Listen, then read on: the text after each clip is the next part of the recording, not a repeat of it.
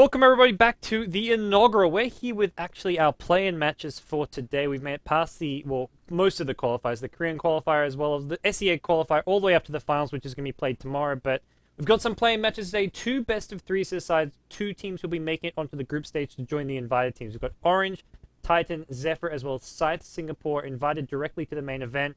And today we'll find two of the teams to join in. We've got Birdgang up against RRQ, and then we've got Myth Trust up against Error Gaming.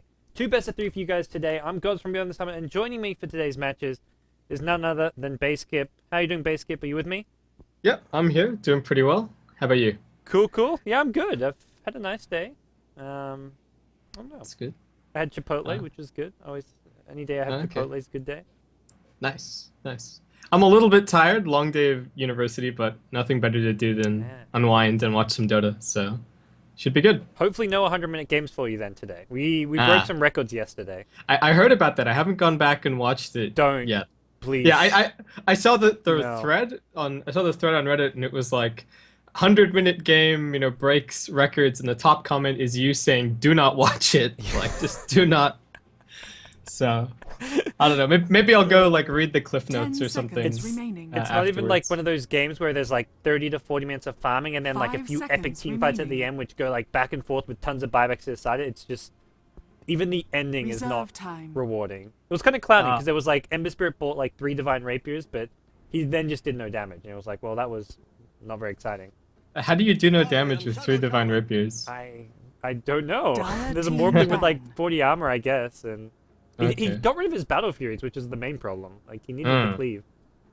Yeah, that's a bit of a questionable call. But so this should be a pretty entertaining match. We watched RRQ the other day against 10 seconds remaining. This is their first match in the Inaugural. Yeah, I think they was played up against, Sick. Did they play Immunity? Yeah, well now Team Immunity. Yeah. I'm gonna keep calling them Hans, I think, and that's. But anyway, so yeah, they were up against Team Immunity. That was a best of 3. And RRQ tried their damnedest to throw some of those games. It wasn't 2-1 victory, correct? 5 seconds remaining. RRQ did end up winning the series overall. The second game, they almost managed to throw it away, though. They were up by 15k, they had a lane of racks, and then they just kept... Instead of killing buildings, just popping BKBs and killing buildings, they kept diving tier 4s. I think at one point there was a Doom who was ward trapped next to the enemy tier 4s because he dove all the way in there. So, and then they finally realized, oh guys, we could actually throw this, and then they managed to finish it. But it was a pretty entertaining series. I want to see if that was if that's the norm for RRQ, if that's going to be how they play here, or if that was a bit of an anomaly on their record. I guess we'll have to see. They've always been, to me, one of the fun teams to watch, because they do pick up some unconventional picks. They run Axe every now and then, they run Carry Sniper, or even Solo Mid Sniper, so they run unusual and unconventional picks. But for now, this draft, fairly standard stuff. They're on the Dire side, they've grabbed themselves Invoker and Shadow Shaman.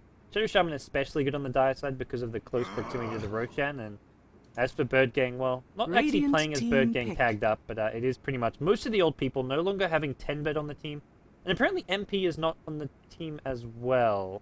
Yeah, so it seems to be the normal roster minus Tenbird, minus MP, plus Cynical, plus Ranto, but he's standing in. Do you know anything more about what's going on with that team? I saw the NA Dota thread that was Febby kicks Tenbird off his own team and drama, but I didn't really see any follow-up after that. From the people in the Korean scene I've talked to, and just when we're organizing the Korean qualifier, it just sounds like there's lots of drama going on in the Korean scene. Not particularly around any one player or one team, but just lots of reshuffling. Because the KDL Season 1 just ended, so I guess teams are trying to prepare their best roster for KDL Season 2, because that's the main trend over there. Okay. So there's this new roster. QO joined MVP Phoenix. Monkey Spanner, who are one of the probably better Tier 2 Korean teams, they actually pulled out of the Korean qualifier for the Inaugural because of roster issues, and I was talking to Khan, he's just well, it wasn't stuff that affected us, but all the other drama somehow tripled down, and somehow it's affecting them now as well, so I don't know. Wow. Okay. Yeah, because so the KDL, I guess the reason for all of that is you're not allowed to make roster substitutions during this season. Yeah. I think I cast one of those games or watched one of those games, and somebody mentioned that like they were playing with two people that had been booted from the team, but still had to play Yeah. with that roster. So that was That's really right. strange. That's a weird thing to like be forced to play with people you've kind of kicked from. I guess in theory it's like, hey, end of the day, if you win, you get prize money, so there's something to play for, even if you're not on the same team anymore. But it's Yeah, an it should be a awkward professional scenario. thing, right? Yeah. Like it should be like, okay, I'm a professional. This is what I do. I Radiant professionally team play pick. Dota, so even if I hate these guys' guts, Yeah. I have to do my best to play. Though obviously that destroys team synergy, and team synergy is like the most important thing in competitive Dota by far. I agree. I agree.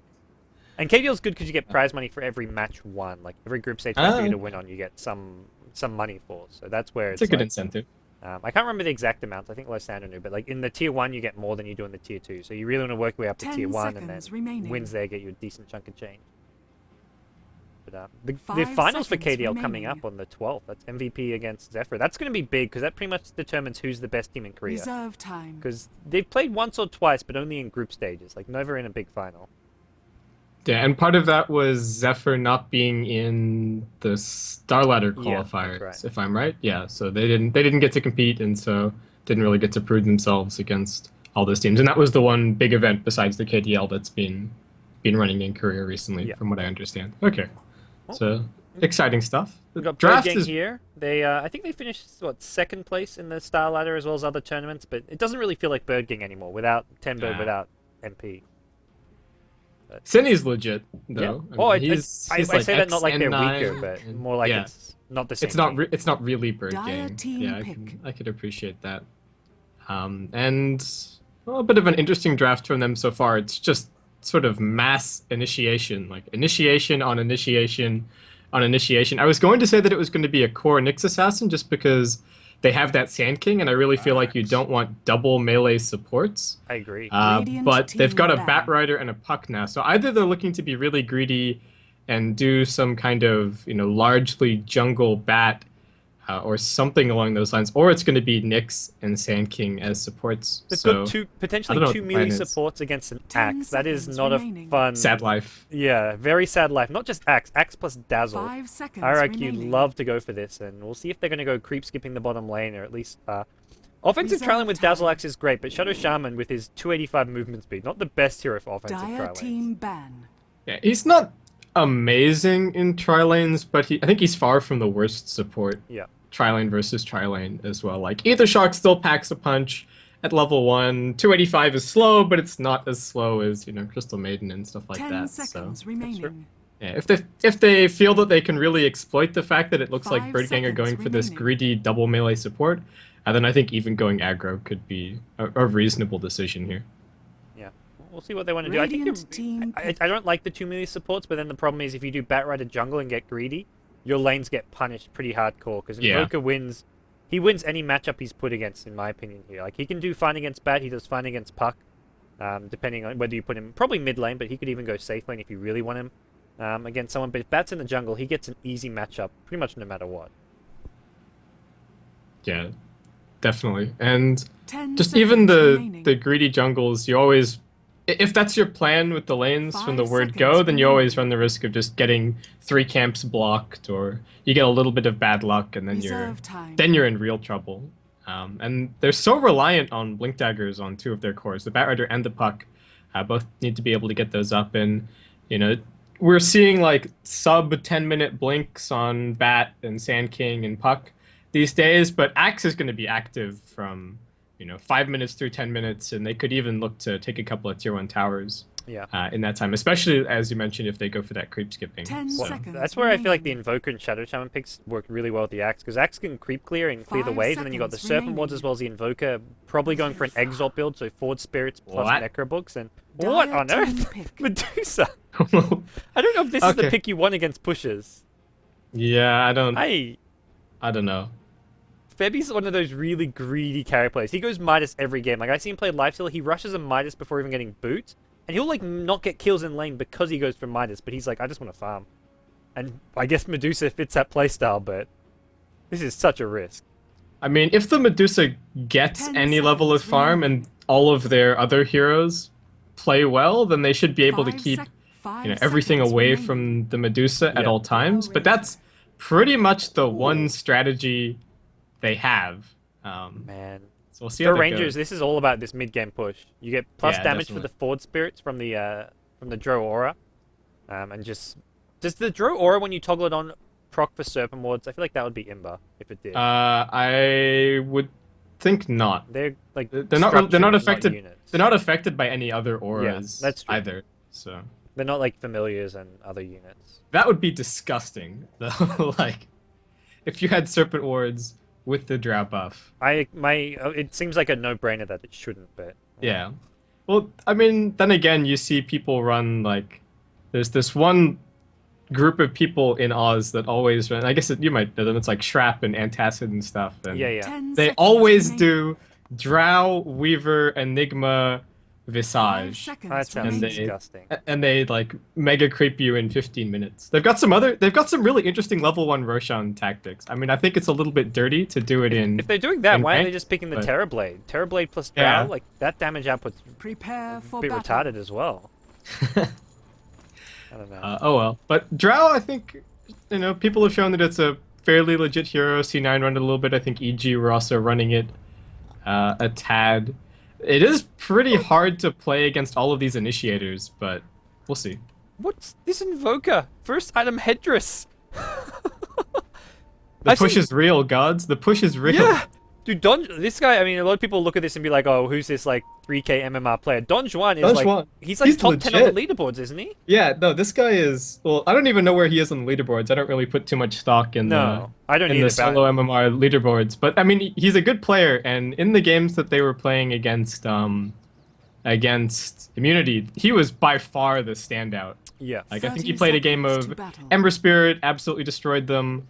And then I think maybe he was the Doom in the second game. But yeah, he had a fantastic series there, and I was looking forward to more. But who knows? This could just be next level tactics from Yeah. Don Juan. This- I mean, this- some people like to get Bassi on Invoker and lots of other solo heroes, and you can use the Bassi to manipulate the creep equilibrium and keep it pushing into your opponent, so you Yeah. get free hits and they never can.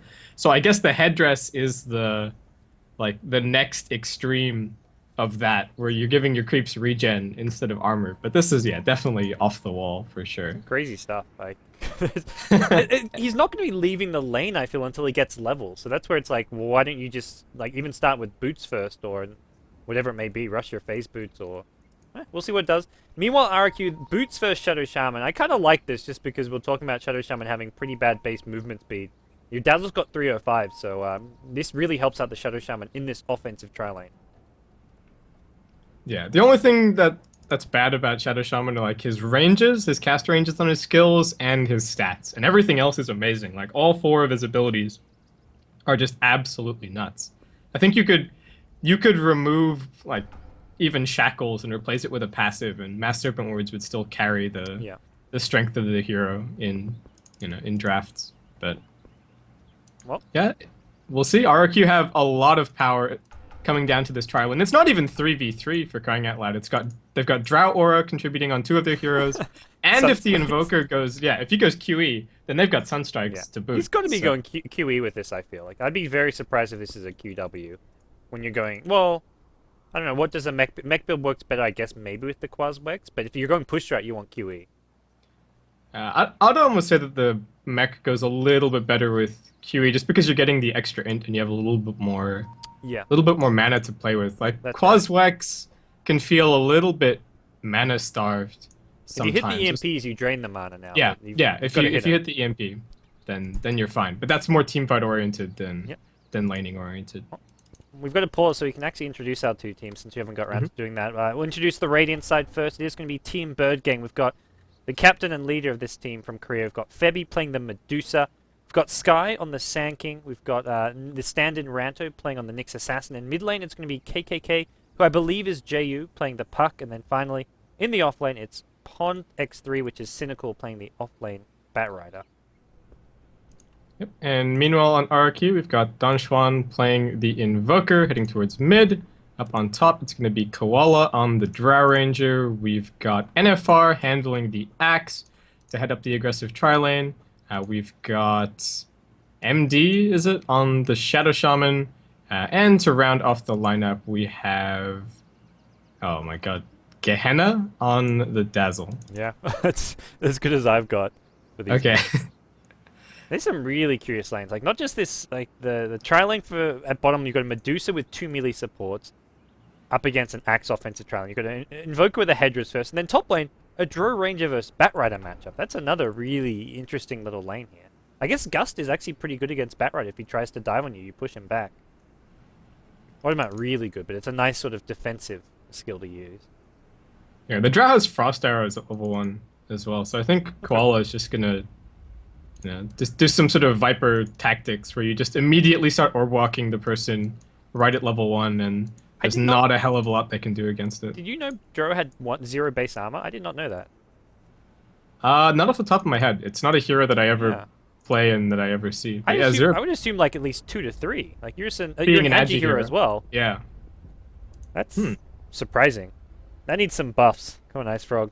Drow's already hard to keep relevant at the moment, but actually, yeah. Base armor. As far as survivability is concerned, those are some awful base stats. Like sub 500 hit points and 0 armor. That's you're asking for it, but oh well. We'll see how it goes. I'm not familiar at all with this matchup. I think if the Drow can lay down some hurt early, then she should be okay. But if the Batrider manages to get level 2, then we could just quite easily see a dive. And Bat's gone for boots first as well, so this is something he'll be pretty happy about. So even though Koala has boots on his Drow Ranger, he can fight that. And once Cynical gets level 2, level 3, bit of worry for this Drow Ranger a bit with 0 armor.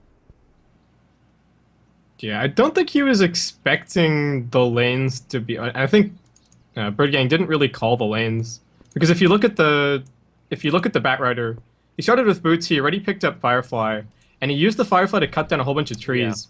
And then he also chose to block out this side camp. I guess they're thinking like what, Axe off lane or something. Yeah, I'm not actually sure, because I feel like if you thought it was going to be a defensive tri lane, you wouldn't block this camp, because it means that if you see the supports pulling, you can actually just use the big camp and disrupt the creep equilibrium and get some extra farm. So this is almost like, I feel as if I'm going to lose the 1v1 against whoever is going to be top, so I don't want them to get anything extra out of the lane, which is... I feel like this is a ward that this big camp is blocked as a ward you wouldn't want to do regardless of whether you're up against a tri-lane or a solo hero. Because like Drow's not going to kill this. Yeah, it doesn't really feel like it's to his benefit. Against a tri-lane, you want to have that camp to go and contest the farm and even take the farm yourself. So I feel like in all case scenarios, you don't want to block this big camp. But hey, he's got a 1v1 matchup, so it doesn't matter as much. It'll spot any incoming ganks, which is probably the one benefit of it. Cutting down the trees, it gives a lot of vision right now. Oh man, Invis on the Sand King. This has been spotted by both teams, though, so nobody should be. They haven't seen Shadow Shaman's hiding in the trees here. Sneaky Shaman. Yeah, this is a cool little spot. And they're going to try to use Axe as bait. Oh, the trap's been laid. This could well work here. Sand King's going to go scouting in the trees. Doesn't see anyone above. He's going to maybe... No, he's not going to look below. Not going to find Gehenna. Meanwhile, MD, he's going to go out. Looks like they want Dusa. They've got the healing spinning away. He's going to get destroyed. The Shadow Wave coming in as well. First Blood goes the way of the Dazzle. Oh boy. That little spot that Shadow Shaman just used there is really nice. Yeah, that was a really well executed start for RRQ. And Shadow Shaman, what's he doing now? Actually just going to loop around, so it looks like still just going to keep the aggression on. Meanwhile, mid on Chuan trading hits, but he's got a ton of regen. There is a salve and puck, so... Yeah. Don't mind me. You may have Quas and a Hedras, but you've got no Tengos, no salve on Invoker, so... We'll see. Already has the +5 damage from Drow Aura, so Drow's leveled up the Aura, and that's going to help out Invoker in mid lane as well as the range supports in bottom lane. This build is so wonky, though. Like, the puck has 62 damage and the Invoker has 50, and part of that is, like you said, the damage that he's getting from the Drow Aura, but... Okay, it looks like it is going to be QE from him. Yeah, he's already got a point in the Sunstrike, so Shadow Shaman camping actually near the mid lane. Really want to look for a kill in this Puck. Right now, Puck's pretty healthy after using that salve, but if he gets harassed a bit more, he could be in some trouble here. Going to throw out an orb, so with that on cooldown, Shadow Shaman, I think he's looking to make him play on this one. Don Juan. Cold Snap, and there's no orb, but now Sunstrike going to follow this one up, and KKK, I do have Jayu is going to take a spill in the mid lane. Meanwhile, top lane, Batrider got killed. As bottom lane, I was looking at the wrong lane here, base skip. There was kills bottom and top, and no kill mid. Yep. We goofed. Yeah. Well, in fairness, I think the first attempt there was on mid. Everybody in the other lane just died. That was a far solo more kill up quickly. top, which I don't blame missing that one. But bottom lane, another kill going the way of the tri lane as Axe picks up the Sand King. I don't quite know how that happens. Sunstrike the Fountain. He could Sunstrike the 2v3. Fountain. He had a regen rune even as well. He Sunstruck bot. Okay. It split between a creep and the Medusa, and the Medusa took all of 50 damage. Not That too level 1 impressive. Exort. Invoker's back mid, so nothing too crazy going on there. Dro's actually going to find 2 heroes up top now, as Sand King's rotated up there, abandoning this bottom tri lane. This goes to show how garbage melee supports are try v try. Like, this isn't even try v try, but the Medusa has to do all of the harassing Yeah. for herself, and it isn't really particularly safe either. I don't think killing this Dro is not going to be easy unless Batrider like baits the Dro in. It's kind of trying to do right now. The Dro is not going to chase too far, and Boots Magic Wand picked up, and Sand King just a level 1 Burrow Strike is not going to be an easy kill by any means. We want bottom lane. Dazzle and Axe want this Nyx Assassin, and with no boots on Nyx, I think this is just a straight up kill. Sunstrike going to come in as well, needs the Carapace, and won't get a chance to. Another kill going the way of RRQ. They're up 4-0. 3.5 minutes in. What on earth is this game? What on earth is this draft? Like this draft just looks awful now. I mean, it looked kind of questionable to begin with, and now it looks even more questionable as it plays out. Top lane. Koala going to gust him back, gets a silence off, but I think he may go down. He does have a salve. He needs to pop that without taking any damage. During 5 napalm stacked up. And Batrider is going to get 1 or 2 more right clicks. No chance for a salve. He's just going to buy out, so gets the most out as possible. Actually going to see Batrider get very low here, but the Chainsaw comes in with a Burrow Strike that and Impale.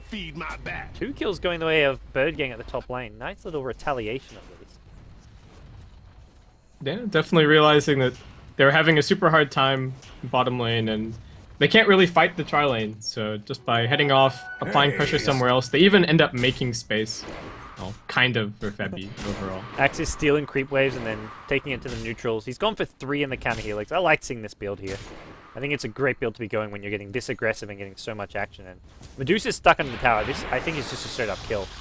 Medusa has no boots. Axe is the call if he needs it. I don't even think he's going to use it just now. And Febby, he's got no way out of this one. Another kill going the way of RRQ. Radiant's bottom tower is They had a under attack. Sunstrike ready the whole time Yeah. as well. He bought a Ring of Aquila, it looks like, but I think he needed to just get the boots first. I don't think he wanted to go for that Ring of Aquila. Has got himself okay farm, Medusa. Like 320 CS, 300 gold, considering this tri lane is not awful by any means, but he's TP's bottom again. He could just die under this tower. I don't know about this TP to bottom lane. Yeah, and he needs like 10 times that to be relevant as well. So, you know, while he's doing all right now as far as the game is concerned, still needs more. And Don Juan actually going to get jumped mid, but too much regen. Shadow Shaman shows up as well. Not going to see any counter kill here, but it's, bottom lane, Medusa picks up boots from the side shop, so Febby's a lot more durable just by having boots here. Having that extra movement speed can make a world of difference. Still looks like they want to try and dive Febby here. TP coming in, that's the Sand King. Medusa now going to stay near this tower. There's a oh, that Shadow Wave! That did 80 to 90% of his HP in one Shadow Wave. That was ridiculous. This draft, man, I don't know about this draft for Birdgang. It's definitely a little bit questionable. And I don't know why they didn't just aim towards having the Nyx Assassin as a core. Maybe they felt that there wasn't going to be a favorable lane for him whatsoever. Nyx off lane, bat mid. They didn't have to pick up this puck and then just go with a standard tri lane bottom. Like Illusion. Sand King plus range support plus ranged farmer of some kind. There's a lasso at top lane. Look, Joe Ranger though, still looking okay-ish. Koala now. Just back off for the time being. It's going to be a Sunstrike as well as the Frost Arrows here. He's going to get hit by the Sunstrike just barely, and Cynical goes down to the top lane. Another kill going RRQ's way. 7-2 already, and things just do not seem to be heading in any kind of a positive direction for Birdgang. And even Febi's abandoned the sinking ship that is bottom lane, and I he's don't now think made top his way lane's gonna be top. any better. No, it's like the dinghy has sprung a leak as well. I think. Yeah. I don't know where is safe at this point. And nice again, little- they're so blink dagger dependent, but nobody's gonna have one Yeah. for a while, especially with all of this trading that's going on. All for their... Aside from Axe, he's got Yeah. 2300. Well, Coil at mid lane, they want to go on this Invoker. Invoker, though, should be okay. He has no Wex, so can't Tornado, can't Ghost Walk, but it's not even going to matter here. Dazzle looks to turn things around, and Puck without an orb. He may just straight up die here. Pale will hit the Shadow Shaman. KKK taking a lot of damage. He needs maybe one more right click. Not going to get it in. He'll survive. Meanwhile, it's top lane. Deucer gets solo killed by Koala. The Max Frost Radiant's Arrow. top tower is under attack. Man, this Indonesian team have some innovative picks. Well, I think both these two teams have some innovative picks, but it's the Indonesian draft which is actually working right now. Radiant's bottom Kill a tower bottom lane, is and under attack. NFR's not done. He wants the Bat Rider as well, although unfortunately I think he may get the worst of this trade. And he just stopped this Blink Dagger. He's going to blink in a second here. He gets disjoints Radiant's the right middle click and gets tower his way is out of under there. attack. So very fast blink on NFR. Yeah, we're only 8 minutes into this game, and we've seen plenty of kills, and there's been lots of movement, so it feels a Radiant's little bit top later, tower but has fallen. it's still early days. Are you getting some lag here? These SEA servers, man, they're not doing. Yeah, serving me it's too a little well. bit choppy for me. Yeah, I'm getting a lot of choppiness. It's, Not as bad as Perfect World was the other day. no, Like, like, at you least can I still can follow see the things. action, but it's like everyone's just stutter stepping around. Yeah, Dota.ppt. It's like you say, still very watchable, but not exactly smooth. Johanna going to find an invis rune here. Going to scout the bat here in the jungle, and Cynical, he needs to be careful. He wants to farm this by the looks of things. If Axe comes in, he's back to full HP, full mana with a blink call. He's going to scout at 3 heroes as well. He's going to reveal a smoke gank. They've got no detection for him, and that's smoke gank avoided. Radiant's top tower And is if I under should just attack. get out of this bottom lane, there's 4 heroes converging on him, and should be able to do so. Like, more heroes, more opportunities to get a blink call. Yeah, That's true. This Axe has no fear. I'm sure of it. Man. And Dro's giving everyone like so much bonus damage. Now that Dro's level 6, you've got the marksmanship ulti, as well as the aura really kicking into play. And Axe he's looking for this bottom lane. He sees blood in Radiant's the water. middle tower is under attack. Is there going to be a blink call? Radiant There we go. structures Going in on are Febi here with a poison touch and sunstrike. Easy kill. Nyx Assassin can just stand and watch, but there's nothing they can do to actually save anyone who gets caught out by that one. And Radiant's meanwhile, middle T1 mid tower tower going to go down has as well. JU now on the run, and a lot of damage being put out onto him, but he should be just okay to survive this unless he gets hit by a sunstrike, which for now is on cooldown. He's going to bottle himself back up. Invoker has a completed mech. 9 minutes in the game, and plenty of gold on top of that. He probably had this a good minute and a half ago, and Shackle's not going to come mid lane. Out of mana is MD. He blew the coil underneath the tier 1 tower as well, trying to scare them off to be able to get the deny, but without any TP support, it was going to be a little bit hopeful. And Koala just going big, but You would not believe Not gonna Dro's a carry here at this point. Picks up the Mask of Madness. Mask of Madness, like, this is a legit good item on Dro. The movement speed as well as attack speed burst is insanely good. Like, this is essentially core item for Dro Ranger in the current metagame. yeah, and she has massive damage as well, dude. Like, the only thing that she needs to become a DPS monster is just a little bit of extra attack speed, and for that, Mask of Madness is just super cost efficient. Because whether you're squishy or not, if you get chain stunned or like Radiant's initiated on, bottom you're tower dead has regardless. And fallen. that's where, unless you go, like BKB obviously gives you legit survivability, but anything apart from that, not really. Rantos, good as dead. So, to me, it's like one of those things that makes you really squishy, the Mask of Madness, but whether you're really squishy or just kind of squishy, either way you die. Yeah, it's all going to come down to your positioning one way or the other. And that to me was like, and this is a really long time ago, but back when Coddle's base hit points got nerfed by like, he got nerfed by 2 strength, I think 2 base strength, and it was like, you know, grand total of 38 HP, and everybody was like, oh, huge nerf to Coddle, he's so squishy now. And I'm like, how many times have you ever seen a Keeper of the Light survive a gank on 38 hit points? Yeah, Like, exactly. on these kind of heroes, yeah, you kind of go big or go home as far as the survivability is concerned. And look at the killing power on this Drow. Goes in, well, does manage to force Turn this out one the around. stun Actually, there's a lot of gaze. heroes converging, including a Puck, and Puck can hit the orb, Coil as well. Level 2 Waning Rift. Koala hasn't pulled the mask. He's NFR with a 2-hero call. Koala, though, he actually breaks the coil, and he's going to get the silence on the Sand King. Sand King misses the Burrow Strike. The Sandstorm almost kills off the Joe Ranger, but he's going to survive for the time being, and he's hoping for a spin. Spin, Axe, spin. He's not going to get it, but the Shadow Wave in a second. Axe is going to be the Berserker's call. They get themselves 2 kills, and Birdgang, well, that was just... That sums up this game, really. Yeah. The counter kill that turned into just being regular kills for RRQ. And Axe? Is that almost an Aghanim Scepter? Yeah. Holy moly. 1k gold. Yeah, he's for it. 1k gold away. Oh my god. This is a cool draft from RRQ. I would have loved to have seen this against a more standard Birdgang draft, because it's hard to really just say like how viable and strong this draft is of theirs. Like, it looks like it's a kind of nice niche little strategy, but the Birdgang draft is just so weak that it's anything could look good against it, it feels like. Yeah, and I think the key point is that almost any aggressive tri-lane, I think, was very well positioned against what Birdgang were running. Double melee with the Medusa is just... It's always going to be trouble. And so you don't even really get to tell how strong the Axe is in this situation. And Febby jumped again, Sunstrike comes in, cleans him up. Sky attempts the save, but yeah, not going to happen. As soon as you get Blink called, you're dead, because there's a Sunstrike to follow every time, and that burst, even if you have a Sand King Burrow Strike, a Nyx Impale, Puck with Waning Rift and Calls, they're already dead just from the call plus spins plus Sunstrike. It's a guaranteed kill, it feels like, every single time.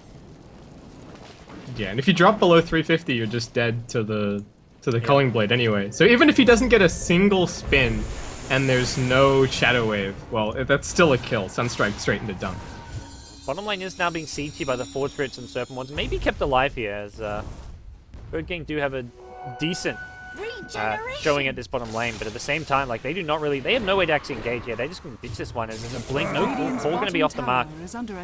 They'll get the tower, and this is Axe's Aghanim Scepter. This, 70 gold short. Joe with the solo roast. There we go, there is your Ag Scepter. Triple blinks! Oh no, 2 of those on the dire side. One's the Batrider actually getting his blink dagger. But oh boy. So that was a Dro blink and a Shadow Shaman blink, combined with an Axe Ag Scepter. This is looking all over. Yeah, I have no idea how Birdgang can hope to come back from this. They're down 15k gold, 10k experience, they lost all 3 lanes. Yeah, this is just an absolute disaster. And if you look at the net worth, it looks like it's sorted by team, but it's not. It's just that the Shadow Shaman is richer than even the richest player over on Birdgang. But they're going to try and make a play. You've got 2 heroes sub 1k gold net worth. That's sad sight. The gold graph is over 1k per minute going RRQ's way. It's like 16k right now. Very rarely does that happen. The 1k per minute gold increase. Yeah, that's pretty much the benchmark for Koala's an got an Aegis absolute here. stomp. Is this going to be an Axe TP or something? It looks like Shadow Shaman, the first TP. Koala should die at least once. Have to see if the backup's going to come in time. They're going to maybe hang around, look for another kill here, but this is dangerous. Epicenter being channeled. Most of his mana here. Joe Ranger taking a lot of damage. Will be brought down, it looks like Koala. No backup for him. Meanwhile, it's mid lane where RRQ have rotated. There will be a kill top lane. Axe gets himself a double with the Aghanim Scepter Culling Blade. Next, and the chase is now on. The movement speed he gets from those Culling Blades, allowing him to just chase and chase after there's a Hex from the Shadow Shaman. Puck does get the orb off as a nice flame break comes in to help him out, and Axe. Sunstrike! Oh. Close. Not enough Exhort. Invoker's too low level. Yeah. It's only 15 minutes in! Yeah. Not going the Midas though. I'm surprised by the mech. Like, I think the mech build is fine, but I feel like you still maybe want to get the Midas along the way. But hey, it's worked out just alright for him. I honestly think that there's just, like, even if the lanes had gone slightly better for Birdgang, there's just no way for them to fight this kind of 5-man with their lineup in the kind of state that it's in. So yeah, I think the mech is just fine, and RRQ realizing that, hey, look, we can just close this game out really fast. In a more even game as well, the mech would have been that little bit of extra insurance when they went to go use the Serpent Wards to maybe pick up Roshan or whatnot. So this draft definitely has another plan in mind as well, against a team that's not as weak in the early game. Yeah, that's where I'd love to see this draft being pulled out again and just see how it matches up against even a standard legit draft that is strong in the early game, has good roaming potential, and just doesn't have a tri-lane which does nothing. Batrider, like, offlaning 1v1 against Drow Ranger should have been okay, but Drow Ranger just outplayed Cynical, getting solo kills there. And then mid lane, Puck versus Invoker, pretty standard matchup. I mean, the main problem for Birdgang was just the tri-lane. Like, they needed a proper tri-lane. Yeah, and I think the other thing as well, when you mentioned the Bat versus Drow, like, nobody plays Drow in pubs, really. Nobody plays it in, you know, it's even less played in the competitive scene. And that's a really big deal as far as 1v1s are concerned, because so much of how you play Dota is expectations and realizing, okay, this hero has this much burst and this much skill potential, and, oh, well, bye-bye Nyx Assassin, gets unstruck. But just to finish that thought, so much of your expectations aren't, you know, necessarily what you're thinking about, but you think, okay, well, Puck's got 6, I should be a little bit more defensive. And in a 1v1 that you against a hero that you've just never really played against, it can be so difficult to know when you're out of position, when you're actually at risk of dying. And in a lot of those 1v1s, as soon as you die once, that's just the lane over. And that's where players like RTZ, S4, Bulwer, they would always practice these 1v1 like matchups in mid lane, just in single player, like 1v1, any random matchup, even matchups you have a disadvantage in, just so you know the way to get the most out of the lane. It's not about playing an even 1v1 matchup, it's about playing maybe a disadvantageous 1v1 matchup and just trying to make sure you get as much as you can without actually dying, without actually giving the other hero complete free fire. But there's high ground pushes now here. They should get Raxes out of this one. The Axe is looking for some dunk target. He gets one dunk. He needs to move on to a second here. Puck's gonna be the neck. He misses the dunk. Oh, Axe. That's a sad, sad sight here. The Sanking's channeling an epicenter. He'll go down before he even gets it off. The Drow Ranger with the last hit. And it looks like game 1 is in the bag for RRQ. They'll get a lasso into the fountain for the Drow Ranger, but small victories for Birdgang here in game 1. And Axe isn't done. No, he's never done. There's your Hector. Febby. Well, the Axe, yeah, you can get that. What's the dunk threshold? 350? Okay, not that impressive. He's got Scepter, so it's Scepter, 450. Okay, he could have got the dunk there. But Deucer heals back up a bit and we'll push RRQ away, but this is not a like 35-minute Rax where your Deucer's got a couple items and you can fight back against Rax's down. This is a 18-minute Rax with Deucer having Blade of Alacrity. Yeah, and it's not even like, oh, hey guys, if we get slightly better initiation off next time, then we can win the fight and we can start to turn the game around. It's like, even if we get literally perfect initiation, they're just gonna get mech'd up. The Axe is gonna find 2 of us, and whoever Axe finds is dead. Oh, hey, so everybody is lagging. Like, it's not just us watching. Yeah, it's the servers, unfortunately. They're gonna... It's a weird kind of lag, because it's a lag where you can still play on it. It's just like choppy, like just choppy all over the place. I guess it's hard for like a hero like Puck or something where you're trying to like time skills well, but hopefully the next games things are a bit better. E-Club, please fix your SEA server. Yeah, well, it's... I mean, at the end of the day, I don't think lag has had anything to do with this game. Not the slightest thing. Yeah, probably not. And RRQ just gonna keep on farming up. Probably, maybe grab next Roshan if they feel so inclined, and then they're just another high ground away. They can just keep push up to a tower, drop Serpent Wards, take that tower, back off, wait for Serpent Wards, go back for the next objective. They're that far ahead. I'm slightly, I guess, surprised Birdgang it still just didn't GG out when they lost Raxes there. Like, that to me, like, it was already like a 1 to 2% chance of winning this game, and with that, there's... barring like some kind of natural disaster, there's no way Birdgang can win this game. Like, it is important when you're drafting these kind of lineups to be willing just to play it out, you know, that bit further, because often, like, even we've seen it at the moment in the competitive scene with all of, you know, quite a bit of the Naga Siren picking that's going on. Like, fundamentally, with that hero, you have to play 4v5 for like 20 minutes until the split push really starts to get rolling. And if you let yourself get discouraged because you think you're behind, well, then you just start to play worse. So obviously, while this isn't, like, they probably can't win this at this point, if you're going to be drafting this kind of lineup and wanting it to work, then I think you need to be willing to, like, force your opponents to win and just keep on playing until you're at least 2 racks down. And their teamfight is pretty scary. You have a Bat with a Blink, Sanking, Nyx, Puck, 3 teamfight specialists. But at the end of the day, engaging into Serpent Wards, Forward Spirits, and Necro 3 from your Invoker, they're going to see these Raxes go down. And, well, all Birdgang can do is just stand and watch here. Yeah. Radiant structures are fortified. But yeah, I do agree with the sentiment. Just make him play it out, make them actually win the game, and that's what we're seeing here. Blink Caller's going to land. Catch another Sand King as well, some Medusa. Next now, we have nice gust coming in from the Joe Rangers. As much as we can see in this fight. 1 dunk, 2 dunk. NFR gets himself a double kill. He's beyond godlike. Gets a 3rd dunk as well. Triple kill on the Bat Rider. Here we go. 4th dunk. Dunk number 5. Where's the next assassin? Come to Papa. Come on, RRQ. Leave him for the axe. Leave him for the axe. They're giving him to the axe. Get in here, axe. Where is he? There's dunk number 5. Gets himself the rampage. Just barely had the mana for it. That was some good teamwork there. Leaving him, juicing him up, and letting axe get the last hit. That's going to be GG now, even if Birdgang won't call it. There we go. Count Dunkula. 1. Dire victory. Good Dunks stuff. all over. Axe is pretty legit, and it's interesting because we've seen the Korean scene pick a lot of Axe, like from what I remember when I was casting some of those Korean games with you, and well, now he's being played in the SEA scene as well. So maybe Axe is legit. Maybe he's the next the next big thing. Especially when you get the Dazzle. I think that's one of the key things. They synergize so well together. When you go for those offensive lane, you have the heal, not to mention the grave, but I think the heal being the main thing, because you get someone with a call, you get the extra burst damage from a shadow wave, not to mention Axe healing himself back up, and you can get kills so easily with Axe plus Dazzle. Yeah, definitely. And I mean, Axe, if you have any kind of good start, you can just start completely taking over the game, like we saw here. I mean, obviously it was a bit of an odd draft, bit of an odd game overall, but the hero definitely has a place. Alrighty, well that's game 1 of a best of 3, guys. We'll take a quick break. When we come back, game 2 between RRQ and Birdgang.